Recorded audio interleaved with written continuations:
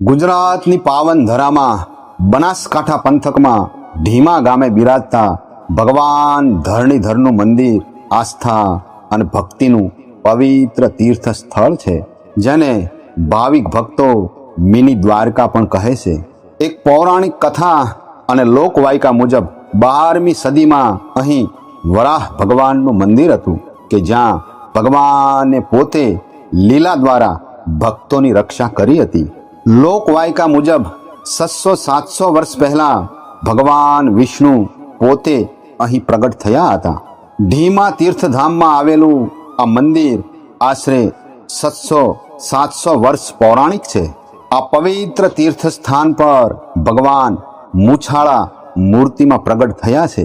એક લોકકથા મુજબ પ્રાચીન સમયમાં અહીં વરાહ ભગવાનનું ભવ્ય મંદિર હતું, પરંતુ ઈસવીસન 1353ની આસપાસ મુસ્લિમ શાસક અલાઉદ્દીન ખિલજીએ આ મંદિરમાં બિરાજતા વરાહ ભગવાનની મૂર્તિ ખંડિત કરી. ત્યાં એક ખંડિત મૂર્તિમાંથી શિવલિંગ પ્રગટ થયું, જે આજે પણ મંદિર પરિસરમાં વિદ્યમાન છે. વરાહ ભગવાનની મૂર્તિ ખંડિત કર્યા પછી બાદશાહ ઢીમણ નાગદાદાની મૂર્તિ ખંડિત કરવા આગળ વધ્યો. ત્યાં ઢીમણ નાગદાદાએ ચમત્કાર કરી પરચો આપ્યો. અચાનક મંદિરના ગભારામાંથી ભમરા વછૂટ્યા અને સૌ સૈનિકો અને બાદશાહ ઉપર તે તૂટી પડ્યા. આ ચમત્કાર જોઈ બાદશાહની સેના અને બાદશાહ ડરી ગયા અને ગભરાઈને ત્યાંથી નાસી છૂટ્યા. ઢીમણ નાગ ધગધૂણી ઢલો કર્યો. ઉપર આવ્યો અસુર હારીને પાછો ફર્યો. ત્યારબાદ એમ કહેવાય છે કે વરાહ ભગવાનના એ ખાલી સિંહાસનની 125 વર્ષ સુધી પૂજા કરવામાં આવી હતી. ઢીમા ગામમાં 18 વરણ સુખ શાંતિથી રહેતા હતા. ગામમાં એક ભગવાનના પરમ ભક્ત રૂડાભાઈ પટેલ પણ રહેતા હતા. એક દિવસ ભગવાનનું નામ સ્મરણ કરતા કરતા ભક્ત રૂડા પટેલ રાત્રે ગાઢ નિંદ્રામાં સૂતા હતા. એવામાં ભગવાન ધરણીધરે તેમને સ્વપ્નમાં આવીને કહ્યું કે હે રૂડા ભગત, સાંભળ, હું શામળો બોલું છું. હું વાસાવાડાના ડુંગરોમાં છું. તું મને ત્યાંથી અહીં લેવા આવ. તારા ઘેર જે ગાય બાંધી છે એ ગાય 2 વાછરડાને જન્મ આપશે અને તેમના કપાળ ઉપર ચંદનના તિલક હશે. જો મારી આ નિશાની સાચી પડે તો એ વાછરડા 6 મહિનાના થાય ત્યારે તેમને વેલડામાં જોડી મને લેવા પધારજે. રૂડા ભગતે સૌ ભાવિક ભક્તોને આ સ્વપ્નની વાત જણાવી. થોડા જ સમય બાદ એ ગાયે 2 વાછરડાને જન્મ આપ્યો. કપાળે નિશાની પણ તેવી જ હતી. પૂરા 6 મહિના બાદ રૂડા ભગત અને તેમના ભેરુબંધ ગદાધર સાથે વેલડા લઈ હરખાતા ભગવાનને લેવા વાસાવાડાના ડુંગરોમાં પહોંચ્યા. બંને ભેરુબંધોએ સાથે મળી વાસાવાડાના બધા જ ડુંગરા ખૂંદી વળ્યા, પણ ક્યાંય ભગવાન મળ્યા નહીં. આમ ને આમ દિવસ આથમી ગયો.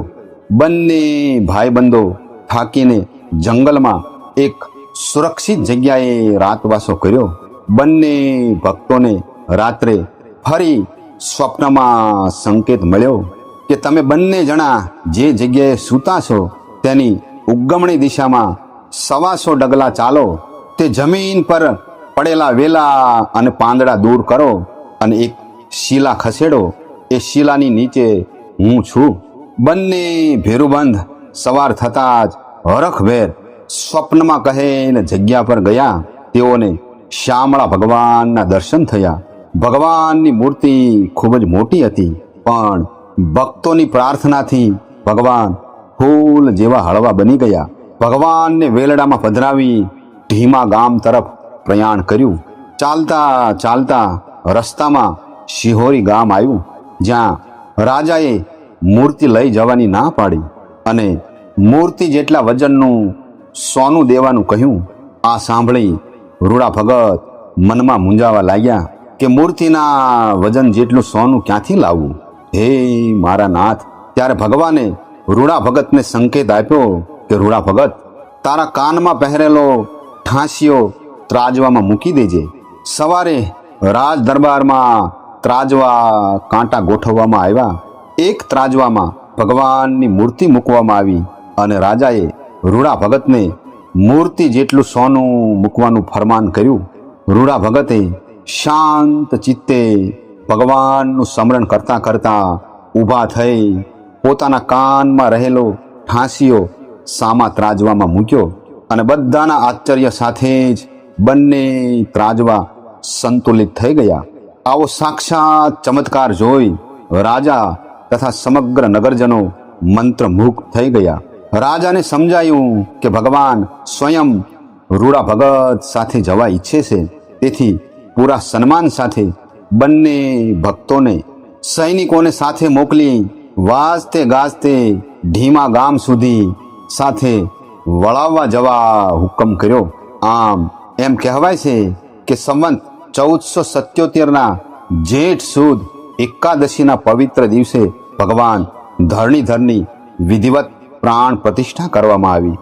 આજે પણ ઢીમા ગામના કરડ પટેલો દર વર્ષે રામનવમીના પવિત્ર દિવસે મંદિરે કેસરના છાંટણા પણ નાખે છે અને એ દિવસે પૂજારી પણ પરંપરાગત કરડ પટેલનો વેશ ધારણ કરી ભગવાન ધરણીધરની પૂજા આરતી કરે છે.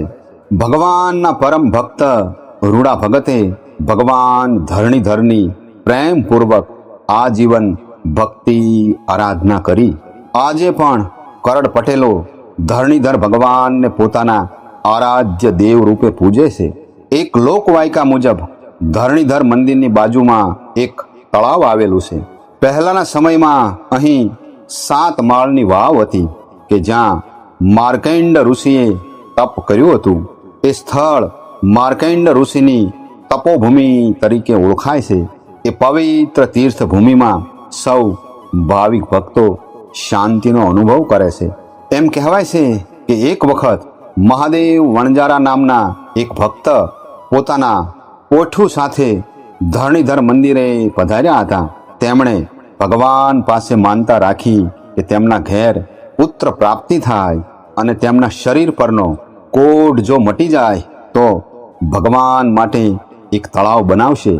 મહાદેવ વણજારાની અરજ ભગવાને સાંભળી અને તેની મનોકામના ભગવાન ધરણીધરે પૂર્ણ કરી. ત્યારબાદ તેમણે ત્યાં તળાવ બંધાયું અને એ તળાવ આજે માદેળા તળાવ તરીકે ઓળખાય છે. ધરણીધર ભગવાનના મંદિરના પ્રાંગણમાં ભગવાન ભોળાનાથ, માતા લક્ષ્મીજી, ગણપતિ દાદા, હનુમાનજી મહારાજ, રિદ્ધિ સિદ્ધિ, કાર્તિકેય, ભૈરવ દાદા અને વારાહી માતાજીના પણ પવિત્ર તીર્થ સ્થાનક છે. ઋષિ માર્કંડ ભગવાનનું દેવસ્થાન પણ ત્યાં શોભી રહ્યું છે. દર વર્ષે જેઠ સુદ એકાદશીના પવિત્ર દિવસે અહીં ભવ્ય પાટોત્સવ ઉજવાય છે, જેમાં ગુજરાત અને દૂર દેશાવરથી ભાવિક ભક્તો પધારે છે. ભગવાન શ્રી કૃષ્ણના આ અનોખા સ્વરૂપના દર્શનથી ભાવિક ભક્તો ભાવ વિભોર થઈ જાય છે.